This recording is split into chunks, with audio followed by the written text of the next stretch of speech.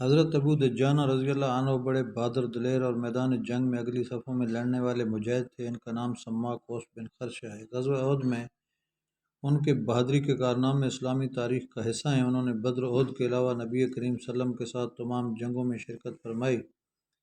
احد کے دن رسول اللہ صلی اللہ علیہ وآلہ وسلم نے فرمایا، اس تلوار کا حق کون ادا کرے گا؟ لوگ اس کے لیے آگے بڑھے لیکن آپ نے انہیں تلوار نہیں دی۔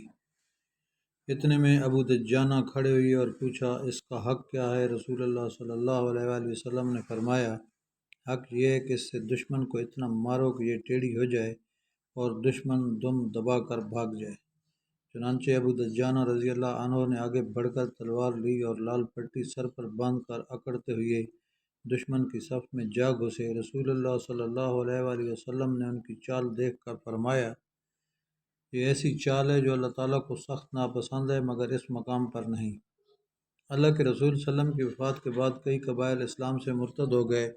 مسلم کذاب ان کا لیڈر بن گیا، چنانچہ ان مرتدین نے زکوٰۃ دینے سے انکار کر دیا۔ ابو بکر صدیق رضی اللہ عنہ نے ان کے خلاف اعلان جہاد کیا۔ مرتدین کی سرکوبی کے لیے جو لشکر روانہ ہوا اس میں ابو دجانہ بھی شامل تھے۔ یمامہ کے مقام پر بنو حنیفہ کے مرتدین سے جو جنگ ہوئی، اس میں ابو دجانہ رضی اللہ عنہ نے بہادری کے وہی جوہر دکھائے جو رسالت مآب کے دور میں دکھائے تھے۔ یمامہ میں ایک بڑے باغ کے درمیان قلعہ تھا جس میں مرتدین جمع تھے۔ وہ قلعہ بند ہو کر لڑائی کر رہے تھے، مسلمانوں کو نقصان پہنچا رہے تھے۔ ضرورت اس امر کی تھی کہ کوئی شخص قلعہ کے اندر کود جائے اور قلعے کا دروازہ کھول دے تاکہ مجاہدین قلعے میں داخل ہو سکیں۔